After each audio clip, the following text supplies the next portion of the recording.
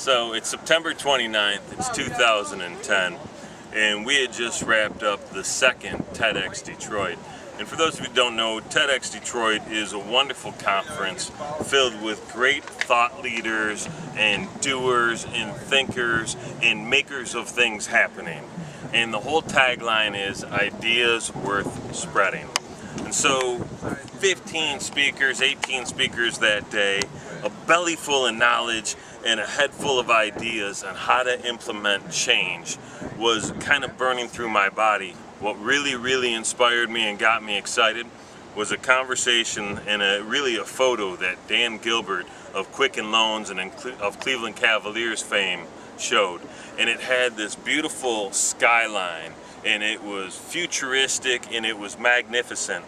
And it was on a mock-up cover of a Time magazine. And the title said The Miracle of Detroit, and the date said March 2020. And I just was blown away, and as was everybody else in the audience. There was about 1,000 of us in the theater that day. So we're walking back and forth talking about that presentation, and talking about Detroit, and how do we take it from where we are or where we were to where that vision could lead us. At the time I was thinking to myself, two of the biggest problems that we have in our city is we have tons and scads and tons of dilapidated houses and dilapidated buildings and all this blight and all these structures that need to go and no way to really get rid of them. Simultaneously, we have a workforce, a labor force that is ready and able to do fantastic things, but hasn't been properly activated. And I said to myself, boy, what if we could take this issue and put it toward this issue and make something great happen? And that's really the genesis of 313D Love. How do we take the unemployed and potentially skilled labor force and put them to work on a big problem and give those people that aren't working some sense of security, some sense of pride, some self-esteem, some money, right? Pay them for their work and allow them to have a feeling of contribution while tackling our big problem. I started thinking about it further, and I was like, wow, this increases the city's tax base quite a bit. It increases the security. It increases the property value. The amount of greatness that can come from this plan is pretty cool.